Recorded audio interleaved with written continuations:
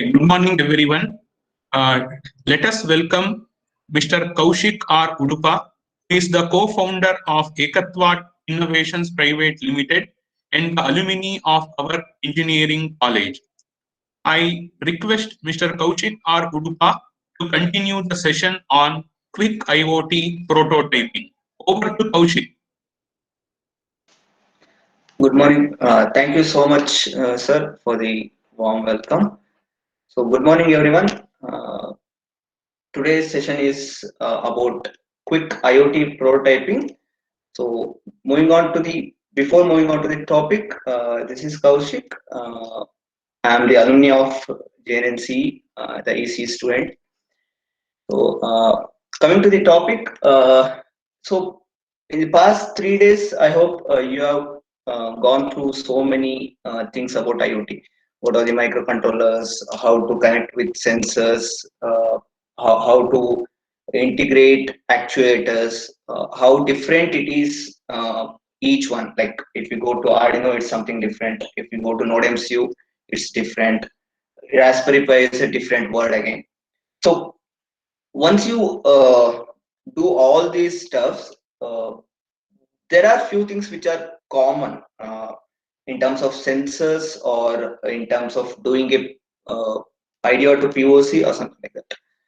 I hope you have gone through Arduino, NodeMCU, Raspberry Pi, and all, right?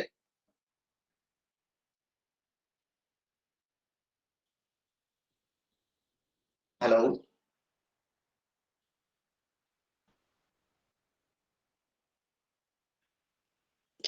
Yes, sir. Thank you. So, in this session, what we basically doing is, I'll just quickly go through the overview. So we'll see how we can convert an idea into a POC and then into a product without any sensors. So dependency of sensors is not actually needed in terms of developing your POC or building your logic around. So, and we'll see how you can select the right microcontroller to validate your idea or logic. Then we'll see, I'll just introduce you to one of our kit, which is very much helpful in doing this project. You can see that in the video, which is live. So next will be, we'll see how you can develop these things with this controller, and also we'll see how an online simulator, Tinkercad, will help you in developing some idea without any hardware. Even without Arduino, you can do it. So let's see how you can do that. So coming to the first point, how you can select the right microcontroller. So any idea or can I get some quick answers? How to select the right microcontroller?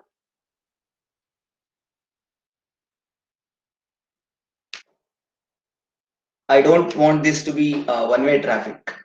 So I just want this to be interactive. So how you will select a microcontroller? What parameter you will see in that?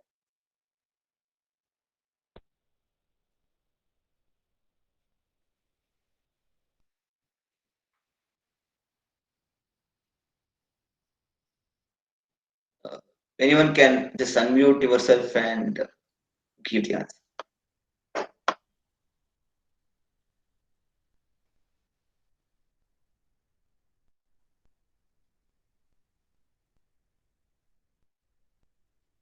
So you have seen three different microcontroller or processor or computing devices in past 3 days, right? Starting from Arduino, NodeMCU, Raspberry Pi. But it's not like you will use all those three in a single project. So all the three is having its own importance, its own configurations. So how will you select which one you have to choose for your project or for the students you guide? So what is the right microcontroller?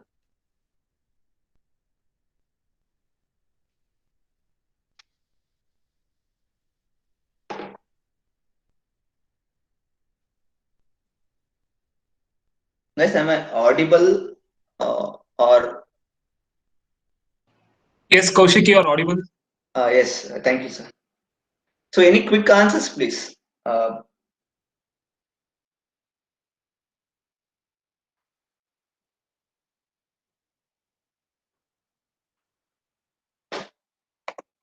Okay, it's like a morning first class.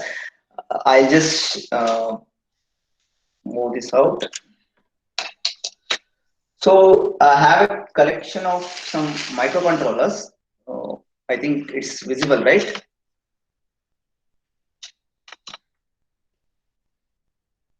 So you can see various computing devices in the video.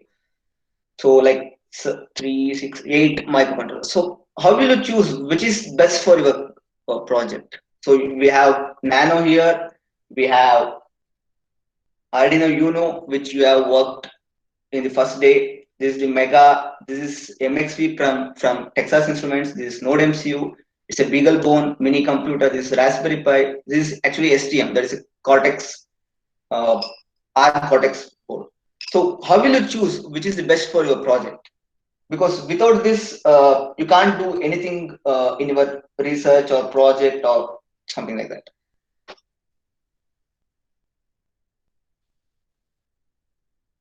So at least out of this 8, you can choose which is the one you want to use based on the configuration, based on the project needs, right?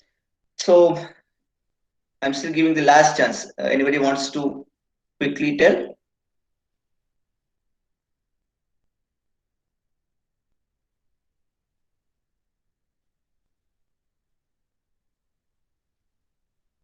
Okay.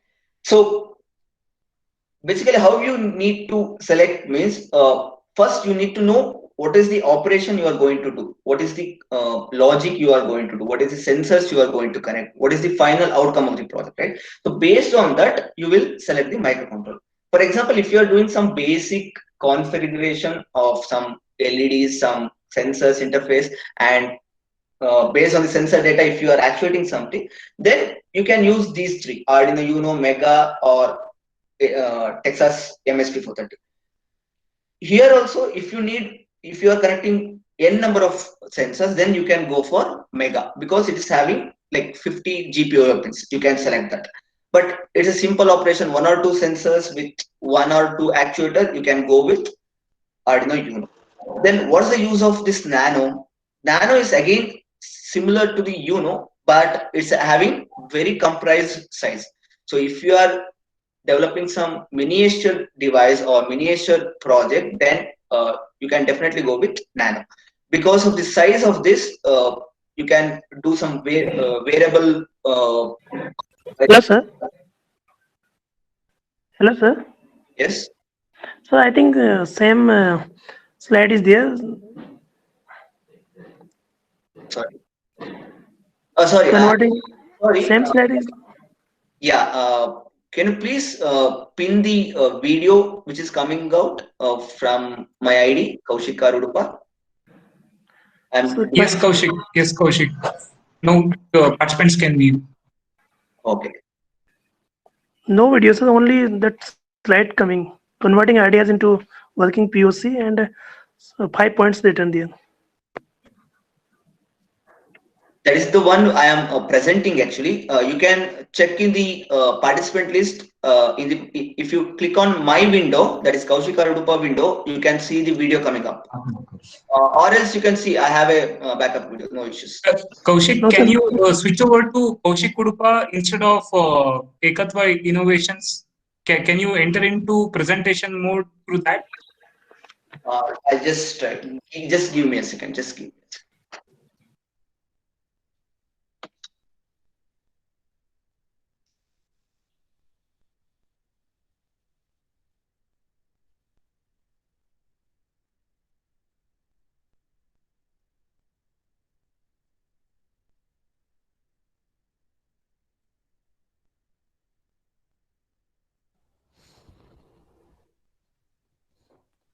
Hello, am I audible now? Yes, Kaushik.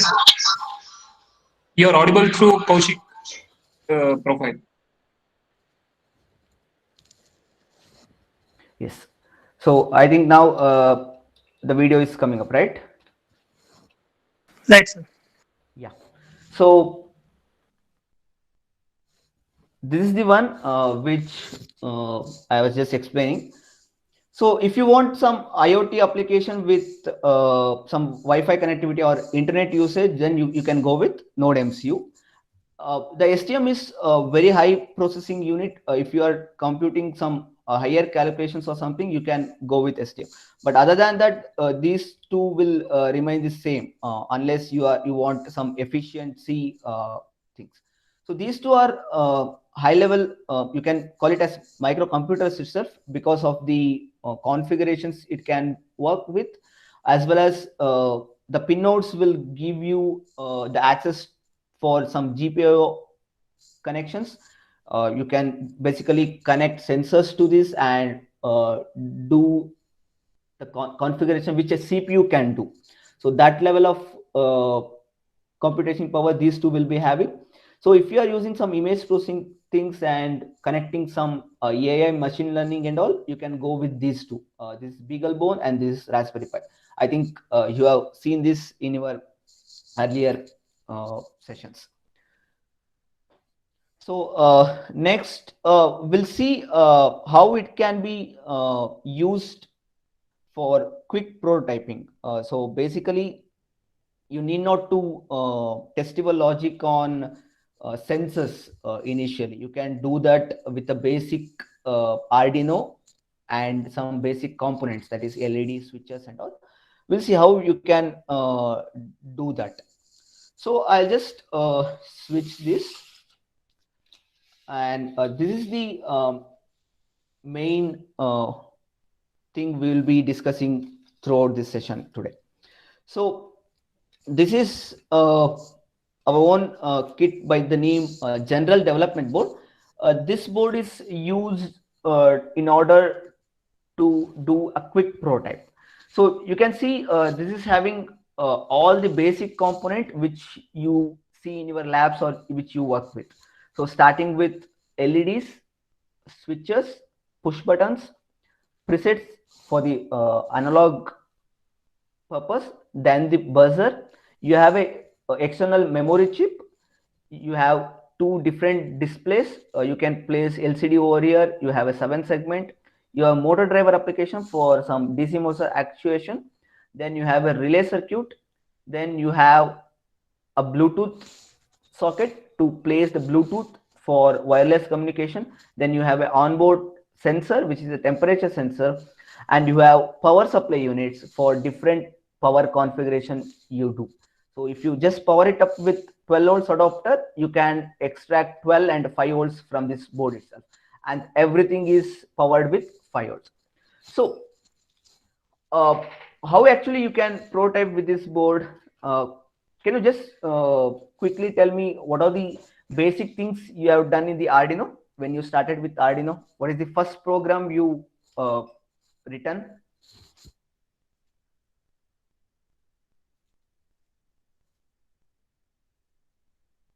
I think in the LED blinking, exactly. So it's kind of a hello word for our electronics engineers, right? So whenever we do C programming or C++, it's a hello word program is the first one.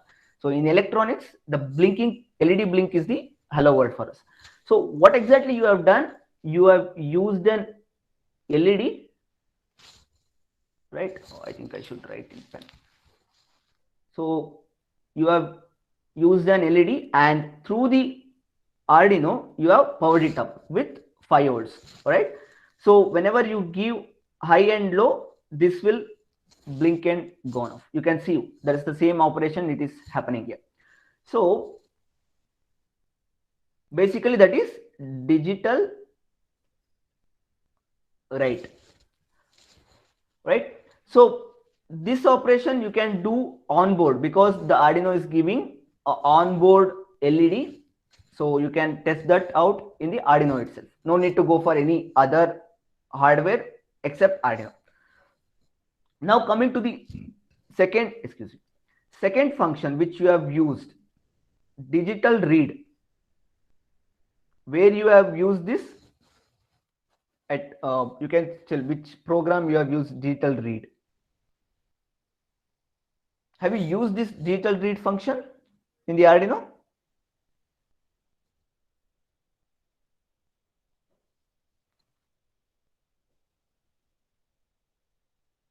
Yes. Where exactly you have used?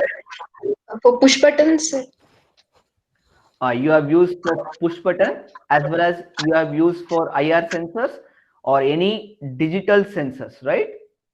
Right, sir. Yeah.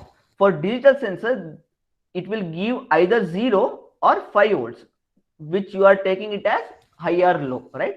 So same you can generate through a push button or else through a switch.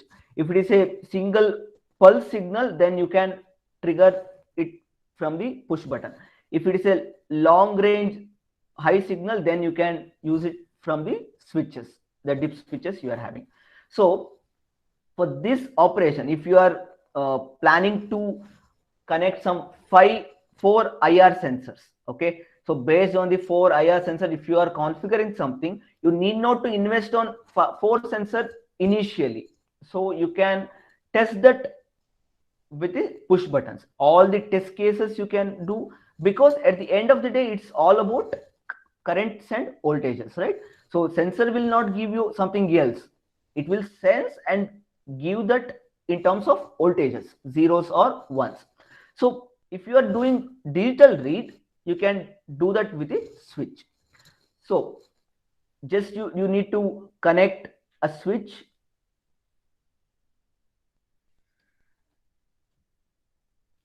So if you do some push-up operation, this will be the pin. So every time, sorry, you will have a resistor here. So every time it will be at 0 potential. Whenever you press the switch or push button, it will be 5 volts, right? High pulse.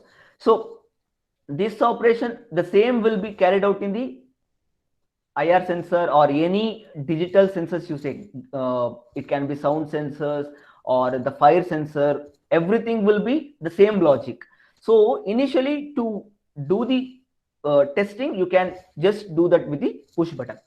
So this is regarding Arduino. If you go to Raspberry Pi, it's the same. You will use GPIO dot output, right? Then the pin number, then high, right? The same thing you can do. Digital read, digital write. That's same with GPIO output, GPIO input, right? So this is about digital read. So how exactly you can do analog write and read? I think you have used switch push button, so you can connect with the first day. So how you can do analog read and write without any analog sensors? You have gas sensors, you have in the IR sensor itself, you will get analog values. So how you can do analog read and write without any sensors? Can you just quickly tell?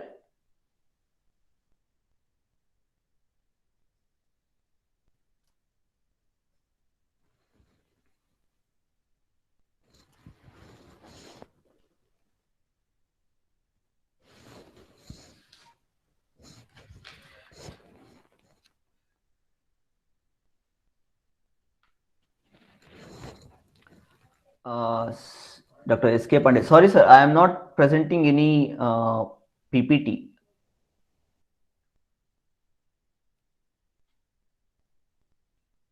I'm just explaining through live video. Thank you. So, how exactly analog will work? Analog read and write, how it exactly works? You have done that in the Arduino, I guess, for some PWM pins you have used, right? Have you done that?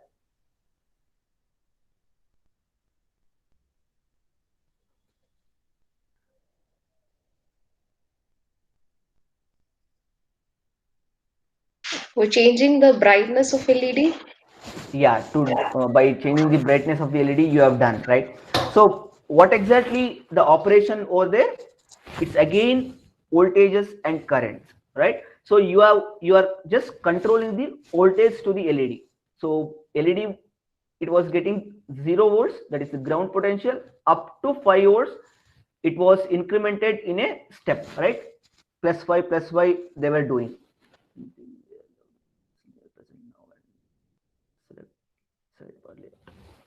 Okay, so this is the operation you have done. In that perspective, digital write worked with 1024 bits, that is 10-bit output. So Arduino is having 10-bit ADC, right? So you can convert this 0 and 5 volts into 10-bit data. That means 0 volts will be noted with 0 and 5 volts will be converted into 1023. So this is the 10-bit data you will receive. So these 10-bit data you can pass it through some pin. Which are those pins? Those are PWM pins, which are noted with tilde, right? So these pins you can do for analog write. I'm sorry, the output is 8-bit. I'm sorry, 255. I'm sorry. So 8-bit ADC you will be having. So 255 will be the 5 volts. So 124 or 125 or 127 will be the 2.5 volts. So if you want to give out 2.5 volts from the Arduino, then you will be making use of 2.5 volts, that is 127 as the analog write. So how you will do analog write? Pin number, comma 255. That means that whatever the pin you are using for LED, that will be given 5 volts full supply, right? Don't worry about this. I'll go through this with the coding again, so then you will get the clear picture. So for the analog read, how exactly you can do analog read? You will be having analog sensors. You will get the values again in terms of voltages. That will be 0 to 1023. So this is 10-bit ADC. Okay. Now, how you can do that without analog sensors? You can actually use POT, that is potentiometers, preset.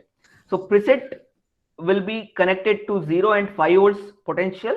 Then whenever you make the difference in the resistivity, it will give the value between 0 and 5 volts. That actually you can read from analog read function. Where exactly the pins are available for analog read? You can see from A0 to A5. You have 6 analog pins to read the analog data. So you need not to go for any analog sensors in order to get the analog data. So why exactly I'm making this concept of using the basic component in order to read the value, write the value? Just because you need not to invest on some hardware like sensors or something, or else if you are guiding a student, you need not to initially ask him or her to buy a sensors and do the interface. Actually, the idea can be validated just with the help of basic component from LEDs, switches, preset. So you can validate the idea, then you can invest, because this pandemic has made us, with the limited resource, we can achieve so many things. So you can see preset push buttons here, and this is about analog read write, digital read write. And we will be having one more important part in any project, that is the communication. Serial communication is one of the best way. So how exactly you have done serial communication? Have you done anything in serial communication past 3 days? TXRX?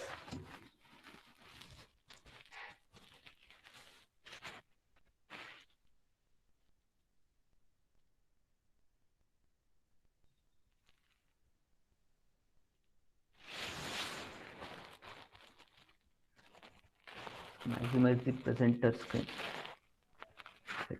Sandeep SC. So please pin the screen in your phone so that it will be visible in the full screen.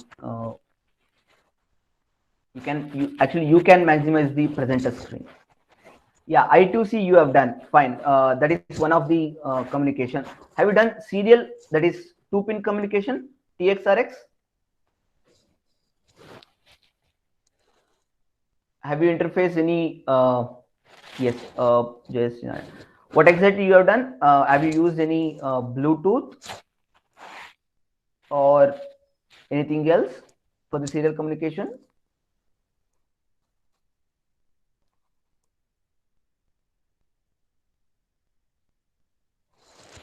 Zigbee, yeah. So those are actually serial communication. Again, for serial communication operation, the Arduino itself will give you, what exactly the monitor to do the serial communication. Again, you need not to buy a Bluetooth, GSM, Zigbee for serial communication.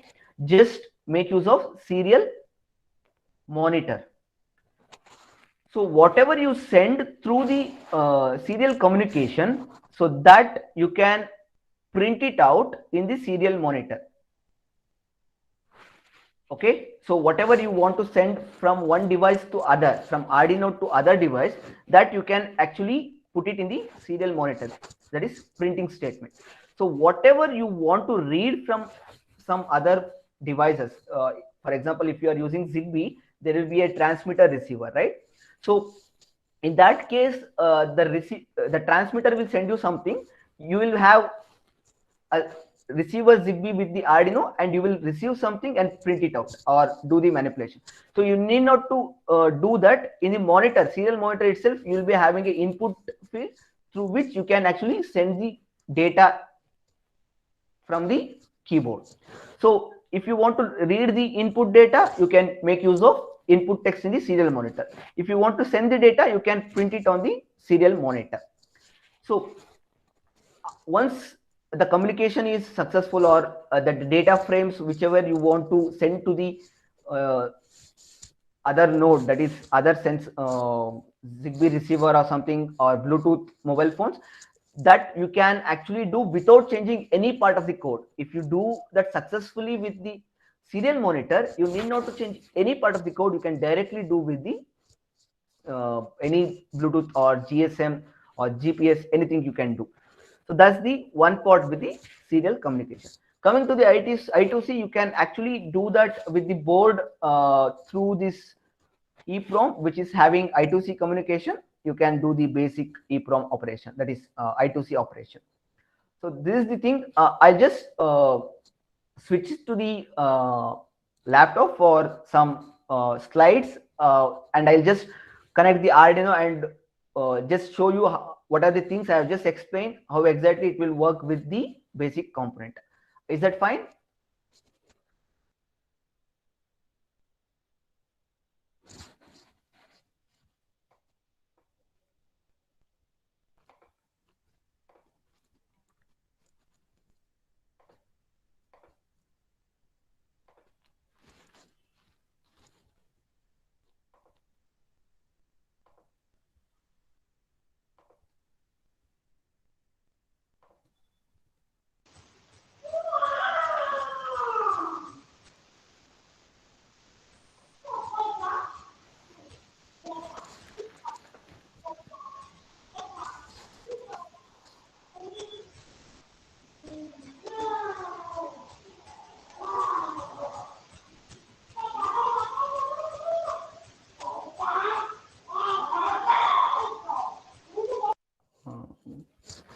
Is my screen visible?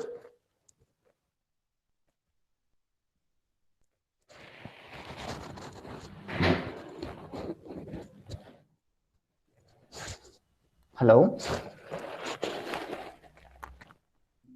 Fine. So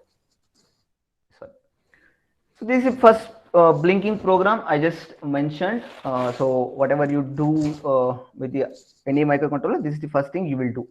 So I think you know how exactly it will work, and you know how exactly you can connect a LED for this. I hope you have done this by connecting a external LED also to know how exactly it will work.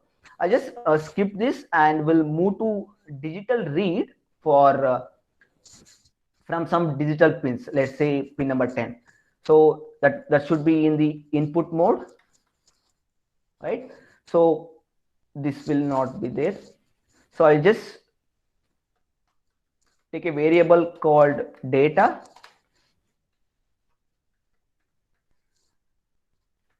digital read from the pin number pin. I have just declared this as a global variable. Okay. So once you get the data, you should do something, right? Once you get the data from the sensor, you should do something. So I'll just print this out in the serial monitor initially.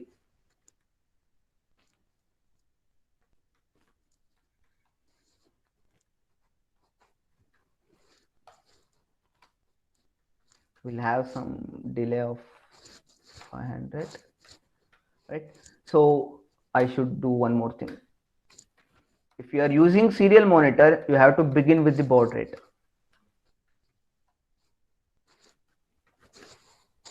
Right? I just take 9600 as the baud rate.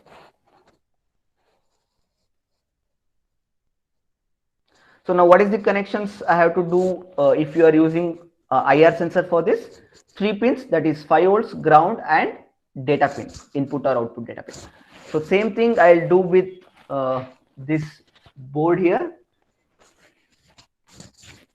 I have a jumper for ground. I'll do ground to ground. I have this for 5 volts.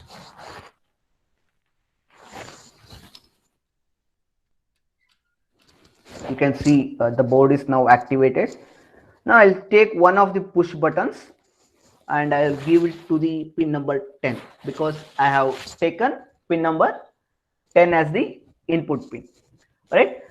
So I have uploaded it. Now I should get the data in the, yes. Now you can see I'm getting 0 as the data because the switch is not pressed right now.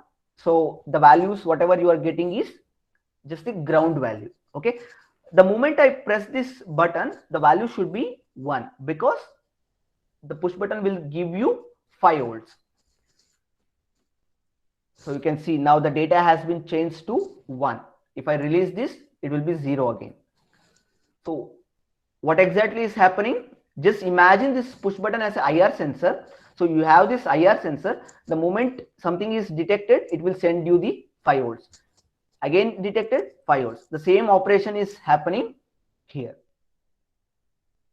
I agree that it will not give the sense of IR sensor, but based on this operation of IR sensor, you can develop the further code without any delay. How exactly? So now you are getting that you are getting the data of high and low. So based on that high and low, you should do some operation that whenever some object is detected, a LED should glow or some motor should run, right? So if that is the case, then you can directly do that straight away without any further delay. So let's see if the data double equal to 1, what has to be done? Digital write 13 comma high. All right. Else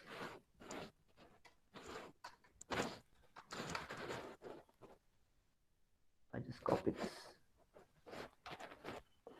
Else is like a default statement. If this condition is true, the LED will glow. Otherwise, it will be in the low state. All right.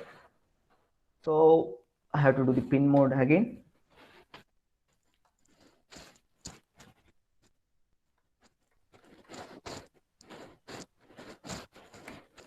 Yes. So now whenever the sensor will detect something or else the push button is pressed, the LED will glow. I need one more jumper for this now.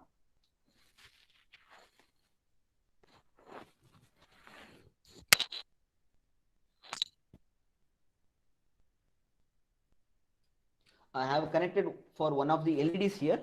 Now let's go to the serial monitor. You can see now the sensor is not detecting anything. Let's say now something is detected.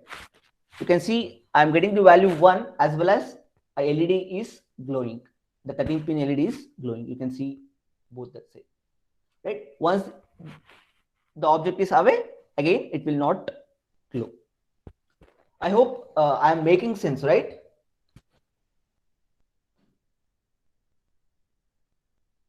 Hello.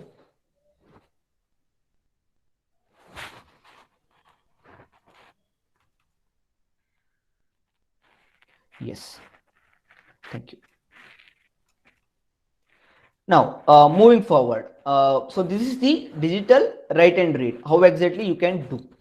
So next, moving to the analog read and write.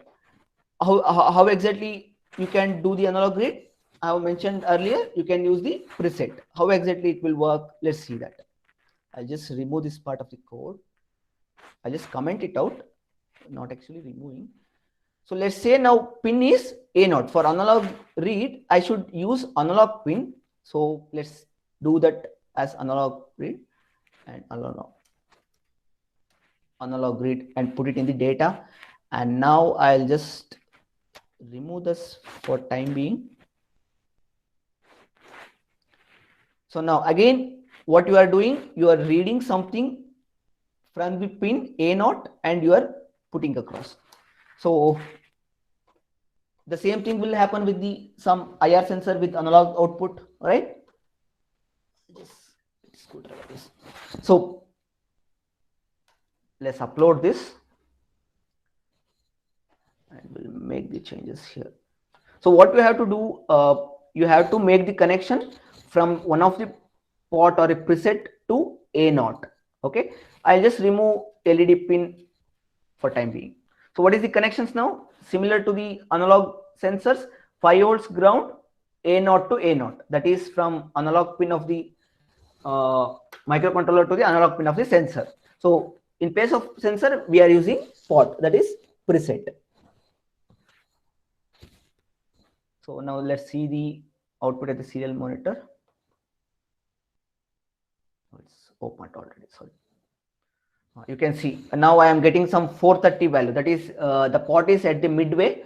So I'll just go to the extreme now. Now you can see the value is 0, right? It's similar to the port you will have in IR sensor or some other sensors. You will have a preset over there to adjust the sensitivity. Similar way, the analog value will be changed in order with the intensity of the sensor reading. If it is gas sensor, the intensity will be high whenever gas is detected. Intensity will be low whenever the gas is not detected, right? Similar way, this is how it will work. You can see the change in one. The moment I change the preset, the value will start increase and it will go up to 1023. Of course, it will, 1022 or 23. So what exactly is happening? Whenever it is in the one extreme end, it was giving you out 0. That is, with 0 resistivity, it was sending with high resistivity, it was sending ground value. Now it is in the state of less resistivity, or you can say no resistivity. So it is sending the full 5 volts to the Arduino. The Arduino is capable of reading 10 bit. So you are getting it in 1023 value. All right.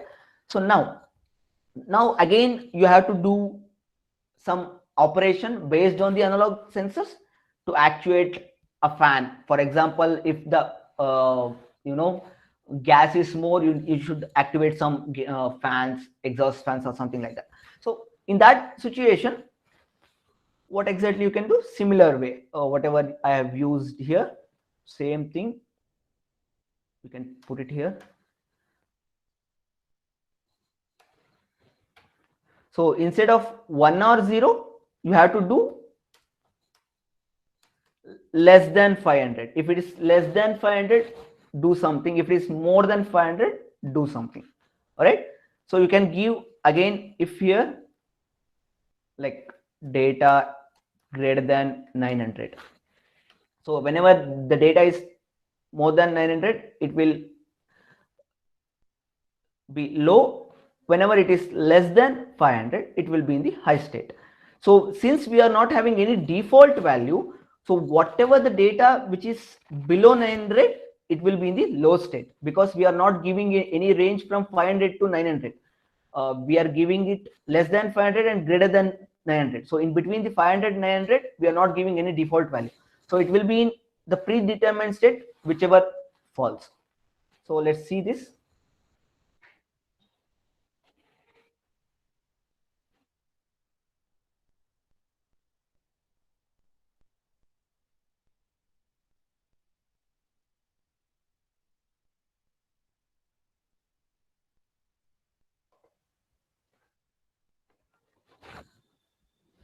I have to do one more connection. 13th pin.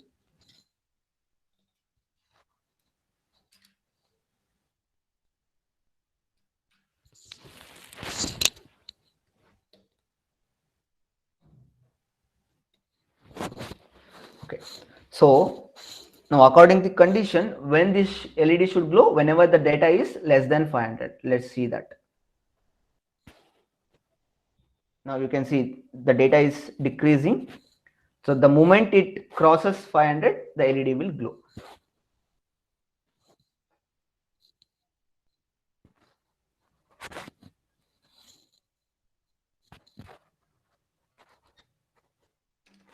It is glowing very lightly. You can see here itself.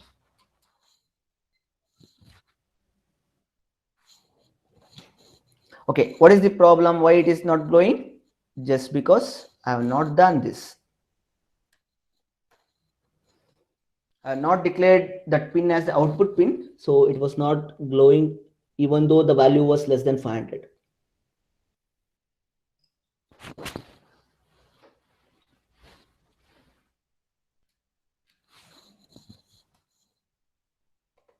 So now let's see the value.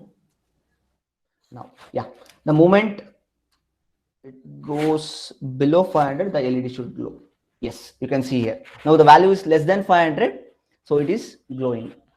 And you can see now, even though it is greater than 500, the LED has not gone low because the condition is only after 900.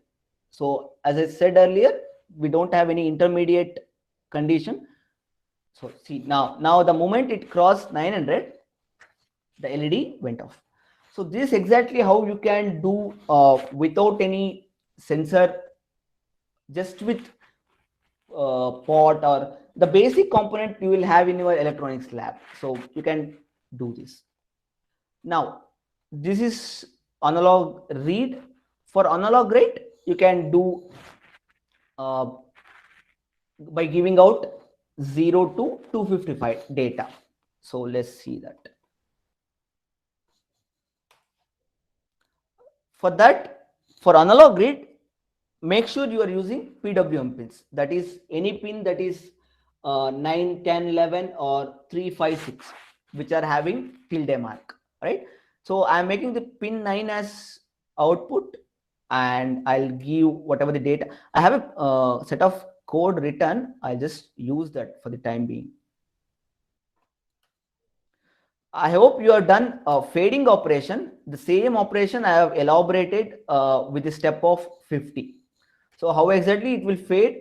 The value will start from 0. The pin will get 0 initially, then 50, then 100, 200, to up to 250 it will get. Then again it start decrementing up to 0. Then again the loop continues, right? The similar way you can do the fading. In the fading, you actually have this for loop, I guess. Similar for loop with the increment of 5, right? The same thing I have done with elaboration. Let's see how exactly it will work now.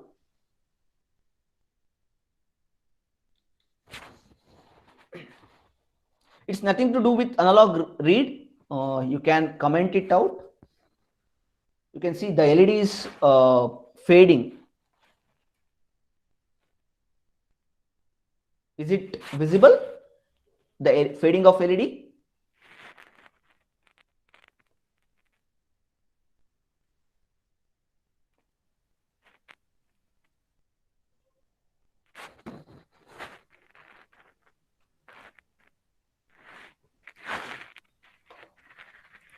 Now I just want to show you one of the very important function in Arduino, that is a mapping function. So what happens whenever you read the value from any analog sensors, the Arduino will give you from 0 to 1023, right? So you cannot give this data directly to the LED or whatever the controllable actuator you are using. If you are using some DC motor for speed control, you cannot give this 0 to 1023 directly. because the output is only 0 to 255, right? So from 10 bit, you need to convert the data to the 8 bit. How exactly you can do?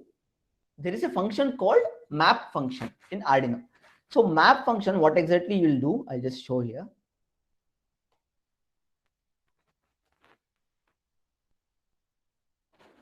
See, I have this map function. Okay, so this map function will get 5 variables. One is the data, that is whatever the data you are receiving from any analog sensors. Same data should be given as a first parameter. Then you should give the incoming data range. What is the data you are getting? That is 0 to 1023. What is the conversion data? That is to what range it should be converted. Whether it is from 8 bit to 10 bit or 10 bit to 8 bit, you just have to rearrange here. If it is from 8 bit to 10 bit, you should give 255 here, then 1023 here. Right? What exactly will happen? The voltage, the step of voltage division will be deferred. That's it. So now, how exactly it will work now? So based on the data, if you are using some preset or any analog data, based on the data, the LED will start glowing now. Let's see this. This is very important function. Whenever you do some analog operation, the mapping plays very important role. Now it has uploaded.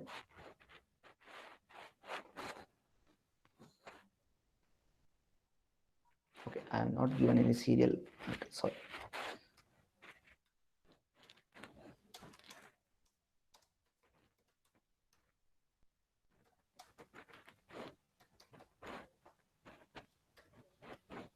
This is just for the reference. Whatever serial print you do, that is for the debugging purpose, whether it is working fine or not, just to check with that.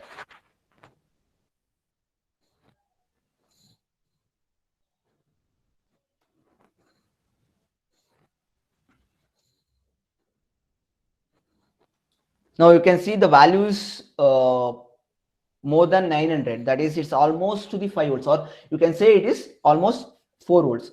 So the moment I start decrementing it, you can see the LED will fade out. After less than 10-20, it will go off permanently because you are sending 0 volts. How exactly it is happening? It's happening because of the map function. So from 1023 data, you are converting it to 255. That is 10 bit to 8 bit. Is this clear? Any questions till now, or I can move forward?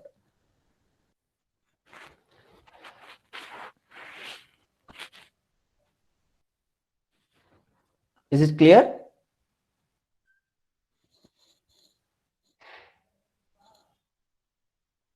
I hope you are getting the basic idea about how you can do with the basic components. A quick yes or no will help me to go forward. Yes, sir, it's clear. Yeah, thank you. Okay, now moving forward, this is about analog read, write, and all. Now coming to this communication, serial communication. I mentioned that you can do that without any hardware, that is serial communication hardware like Bluetooth, Zigbee, GSM. You can do that. How exactly you can do? Let's see that.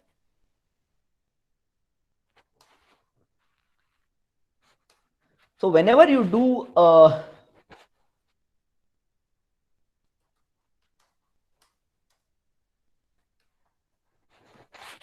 whenever you do serial communication, this is the basic thing you will do. That is, you will begin with serial begin and you will set the baud rate for the communication, mutual baud rate. Then you will print it out, whatever the things you need to send. Let's see first how we will send the data, then we'll see how we will receive the data. So we'll give some 500 millisecond delay. I don't need this also.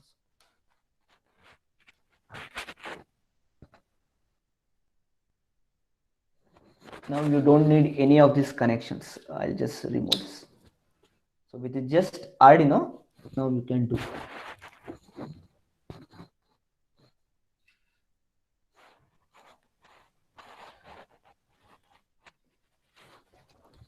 Even though this console is for debugging, the moment you do serial dot print, it actually will send from one serial communication device to another serial communication.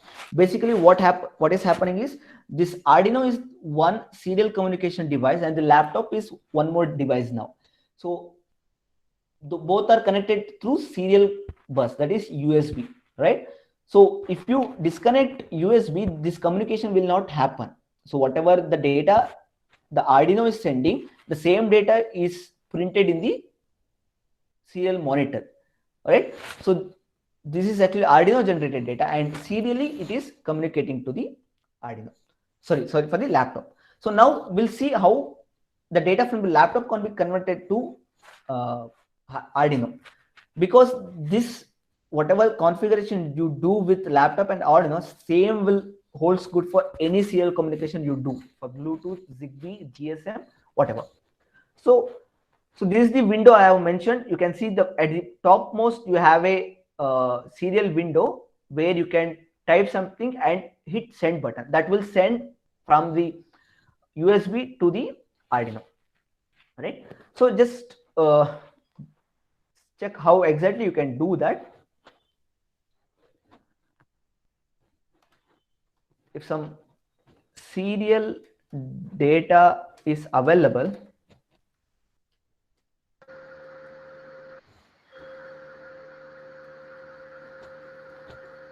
if it's available, then let's put it in some data similar to digital read and analog read. Here it is serial read.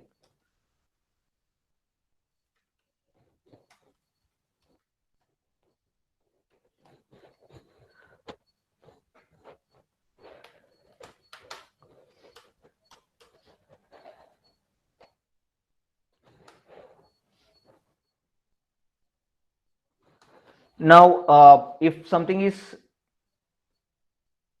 I place something here and put the send value, so that will be sent to the Arduino. The Arduino will check whether some data is available. If the data is available, it will read and store it in the variable data. So based on that value, the data you receive, let's do some manipulation. That is, if data double equal to 1, same LED should glow. The 13-pin LED should glow.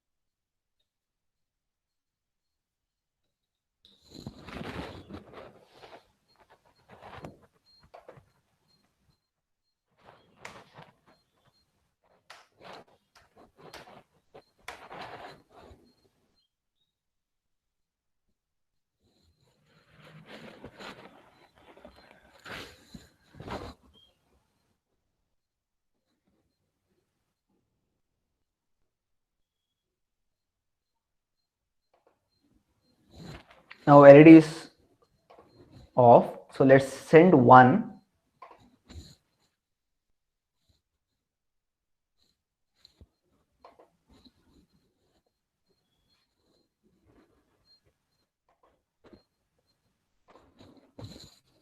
Just a second.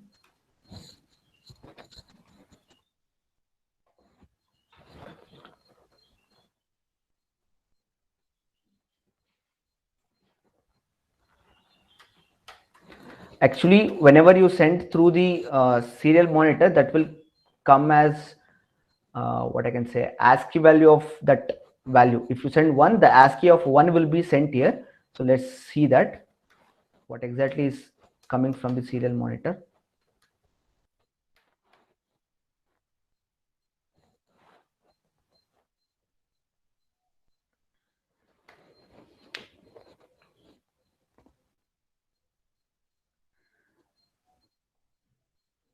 So you should know this, because whenever you send from the Bluetooth app or something, you should send whether it is a hex value or a ASCII value.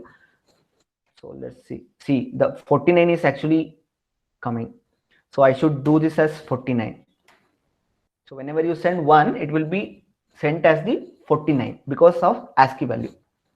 So if you are doing some Bluetooth operation in the Bluetooth app, you will be having the option whether you send ASCII value or the hex value. You should select always hex value, otherwise this problem will arise. Now if I send 1, the LED will glow and goes off. So whenever I send 1, the LED will glow and goes off. Right? If I give some delay, it will glow for a second and goes off.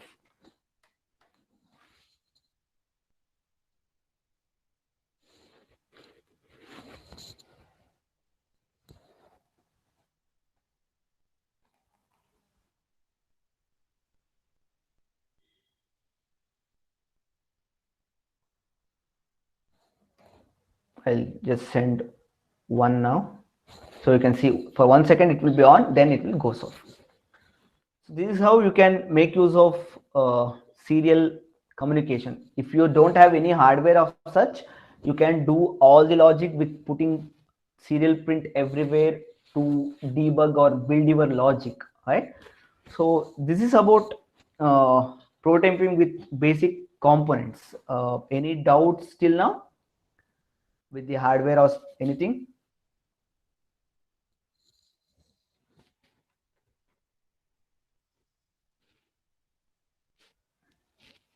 Any doubts? You have 1 or 2 minutes for any, if you have any doubts. Otherwise, I'll shift it to Tinkercad. So whatever operation you have done with this hardware and the Arduino, the same will be true for any hardware you take. If you take the Node MCU, again the programming is same. That is digital write, read, analog write and read. If you go for Raspberry Pi, in the Raspberry Pi you can't do analog read because of unavailability of analog, that is ADC in it. But if you put some ADC along with Raspberry Pi, you can definitely do the analog read rate operation, because it's just a processor, not the controller. So you will not have onboard ADC. You have to get external ADC. But any other sensor, the microcontroller, you can connect with the analog devices, right?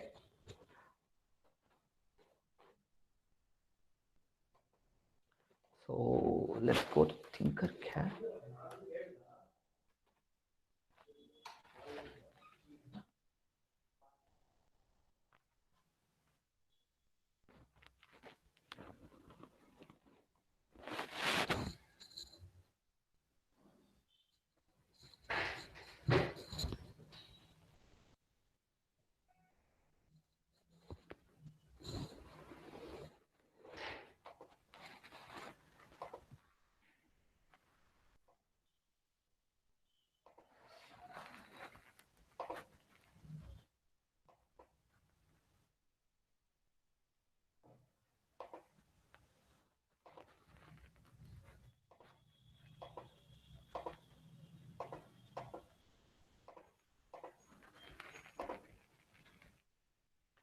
Is my screen visible?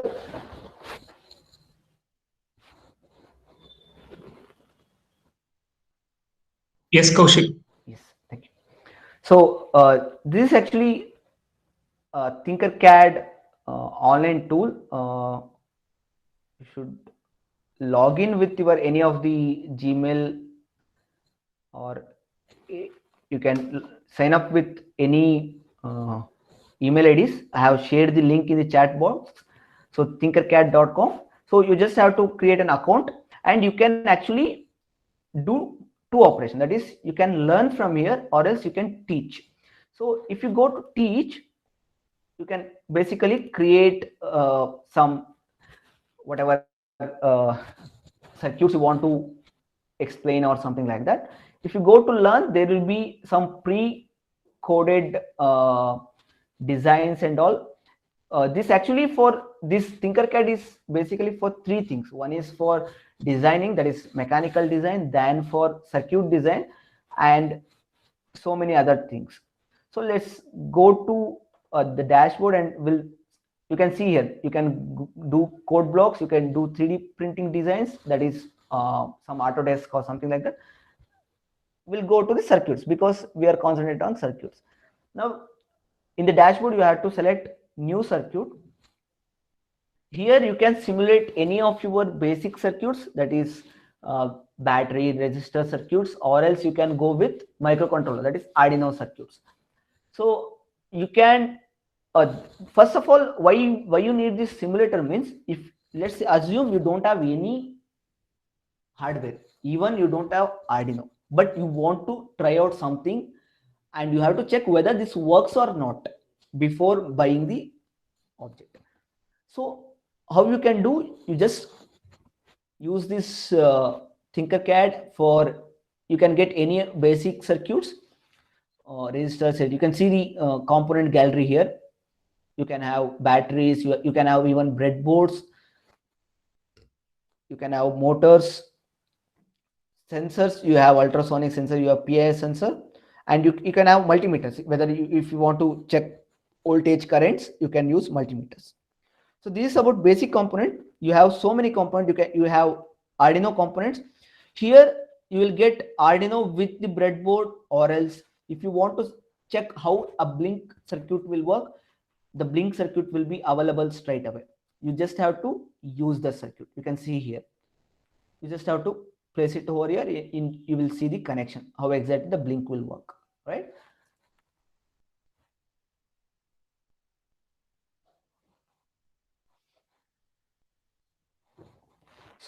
So whatever the button I have mentioned, or else the analog input through the preset, you can do that here, as well as you have some configuration for LCD, because if you connect LCD with Arduino, you should have some 9 to 10 jumpers and all. But to do the coding, you can use this circuit virtually, and you can do that. There are so many things here. Let's see blink first, how the blink. And coming to the coding of this, you need not to code anything here. If you are using pre-built circuits from the library, you can directly extract the code here.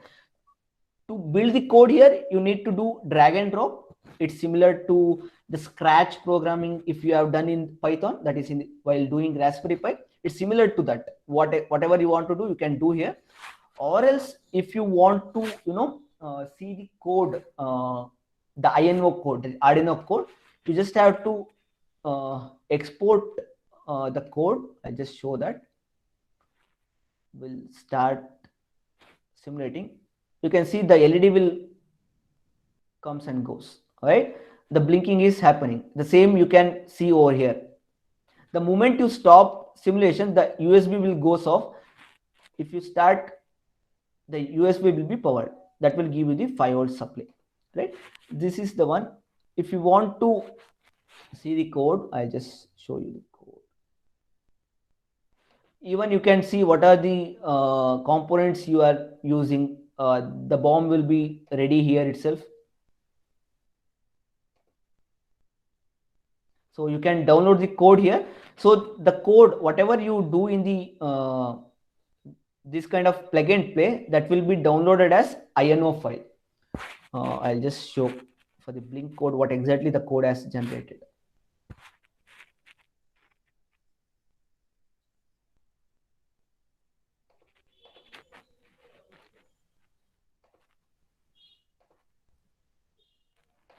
sorry.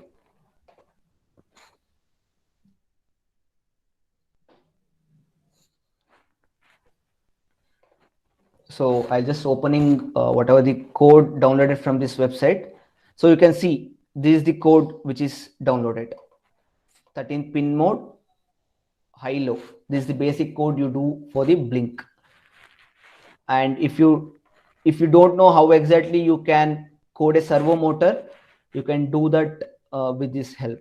We'll just see. I have a servo here. Yeah.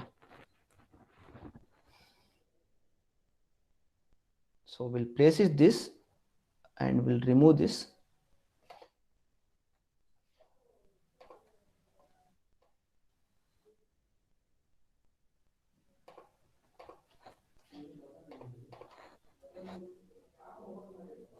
So you can see the servo motor has given 5 volts ground and the pin number 9. This is actually what you do with this sweep operation.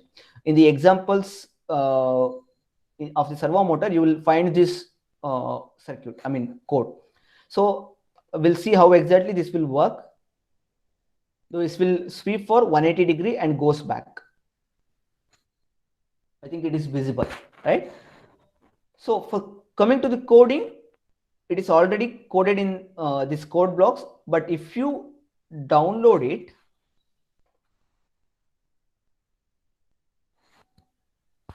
and if you just see the code, you will get the sweep operation. It's from pin number 9, the analog outputs. I'm sorry.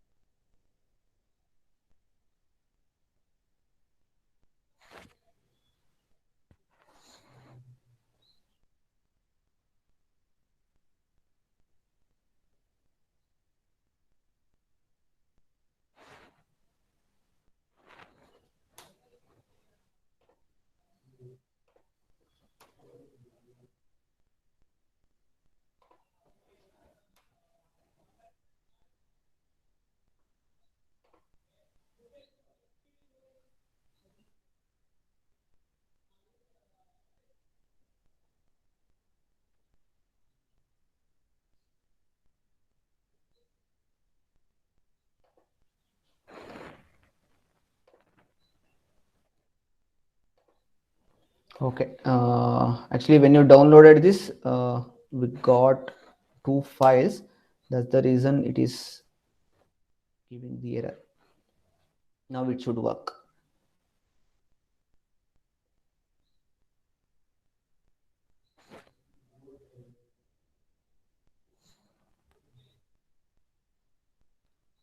Yeah, you can see here. Now the code is here, servo.h, the pin number 9 that has been attached, then the position for servo write. So this basically uses a header file called servo.h. So whatever the operation is happening, that is because of this. So if you don't know any basics of the coding for servo motor, you can actually use this part of the code and integrate in the logic you want to build, right? So this is how you can use Tinkercad. So this is predefined circuits. If you want to build your own circuit, I think you have done this in so many simulators for basic electronics. Let's see a basic one.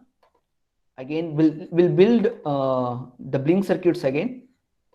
We'll get a Arduino with the breadboard, right? So 5 volts and ground is connected for the breadboard. Now let's select a resistor. Place it over here, and a LED. Okay. Now you can rotate these objects. Sorry. For whatever the direction you want to do, you can rotate it, and you can actually place it in the breadboard. Now this row is entirely shorted. This row is entirely shorted. Now we'll have this here. So now you can see this is the anode, this is the cathode. So we'll connect here. Right. So this will be connected to ground. You can connect either downwards or in the upper surface of the breadboard. I have connected the ground there. Then this should be connected to 13th pin, because 13th pin will give you the value to the anode that will glow. Now we have built circuit. Now you should code for it. See, the basic structure based on the circuit, it will automatically generate the basic code. So if I start simulation, so you can see here, you need not to code again. If you are building on your own also, this based on the circuit, it will analyze and it will give you the rough or the basic codes. So if you want, you can modify later. So let's see how you can modify. So I have 1 second on, I can change to 5 second on and 1 second off. So if I do this and start the simulation, so you can see it is on for 5 seconds, it will go off after 5 seconds. You can see here. Again, it is on for 5 seconds, it will be on. You can see the timer here, simulation time here. So 5 seconds on, 1 second off. So it's off now. So basic code, it will give whatever the modification you want, you can do. And if you go to code and download, the code will be available. Yes. Excuse me, sir. Sir, earlier softwares and this software, what is the difference? Yes, that's what I'm mentioning. So coding part, you can do. Earlier software means whatever I mentioned in this session, or what? In earlier sessions. Okay, in earlier sessions, it was just a coding part. You have to do the things and all. I think you have done Proteus. Have you done Proteus in the sessions? Yes, sir. Yes, sir. Okay. In the Proteus, you should write the C code and you have to dump it to the Arduino there in the simulator, right? The circuit wise, all the simulators are same. The connections and all will remain same in whatever simulators you take, right? But here in this, you can do the coding. Coding will be automatically generated. The headache of the coding will be less. And this is online platform. You can share this project with your teammates, or if you are working in a team, or if you are giving it to the students, you can straight away do this in this platform, which is very much helpful. And the wide range of library of component will make you build so many things.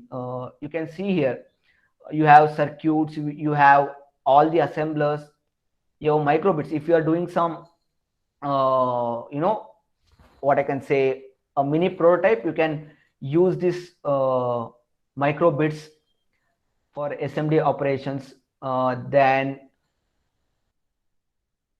you can do this basic physics operations. If you want to teach some physics things also, you can do the temperature sensor, the tilt sensor, how exactly it will work, the DC motor operation, just a DC motor. The school students will love this if you have this kind of sensors. So based on the intensity, yeah, based on the intensity, this will rotate. So something like that. So this is how it will work, and you can make use for quick prototyping without any hardware, even without using the Arduino. But to use it, you need a basic knowledge on Arduino. Without a basic knowledge, you can't build this circuit. So that's the thing you want to. Okay. So I hope I have covered whatever I planned to cover. Yes. So Tinkercad, how you can simulate this? You can download the INO files. So that's it from my end. If you have any queries related to this session, you are free to ask. I have kept this 15 minutes for the Q&A itself. So I'm expecting at least few questions.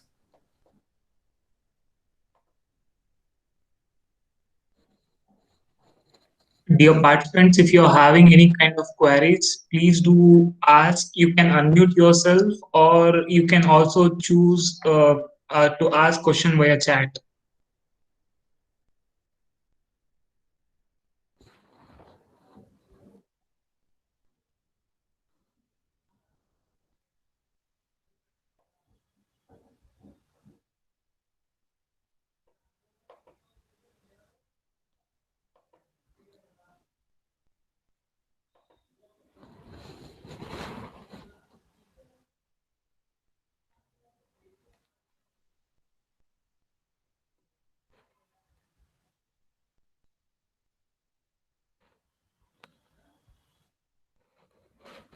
Meanwhile, Kaushik, you can also speak about your own company for our participants. Sure. So we are basically sorry, we have a question, sir. Can we get C language code for simulator? In this simulator, you will not get C language code, because this simulator is basically made to use Arduino as the interface. So for Arduino, whatever the coding INO file is there, the embedded C code that will be available, not C language code. I hope it's clear from Mohit.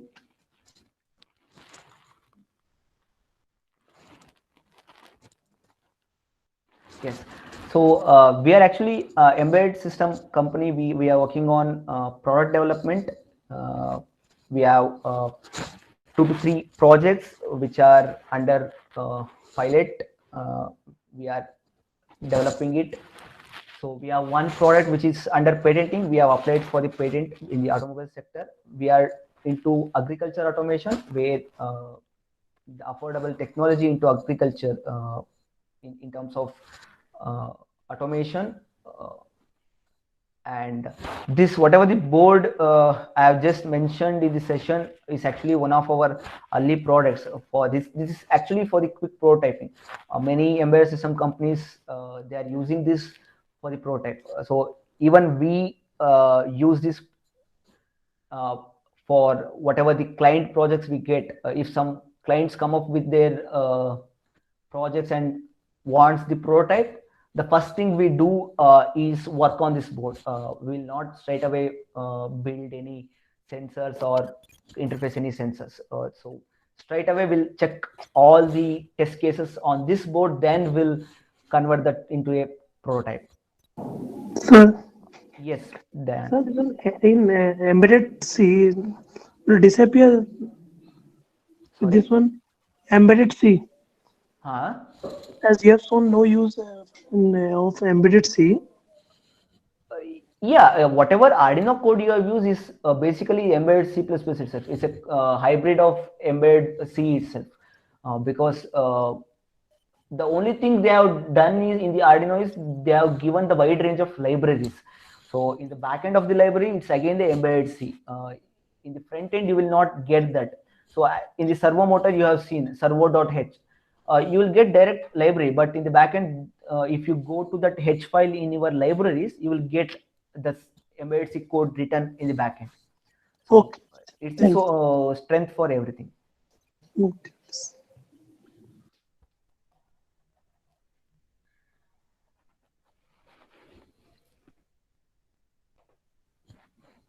So, and we have a software unit where we develop websites, mobile applications for our clients, and even we have 2 in-house projects in that, which are targeted into company secretaries and CA offices, audit offices. So which we are planning to launch in a couple of months. So that's pretty much about my company.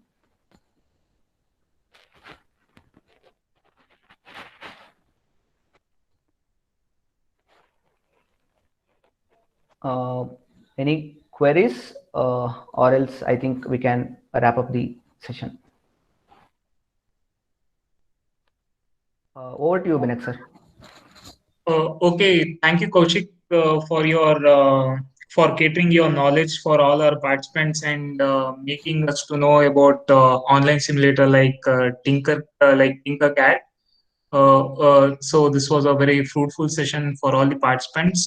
Thank you for all your. It's my pleasure. Thank you so much for the opportunity. It's my pleasure to be part of this event. Thank you, Kaushik. Thank you, Kaushik. Thank you. So now, dear participants, let's break for tea and let's assemble back right at 11:30. Thank you.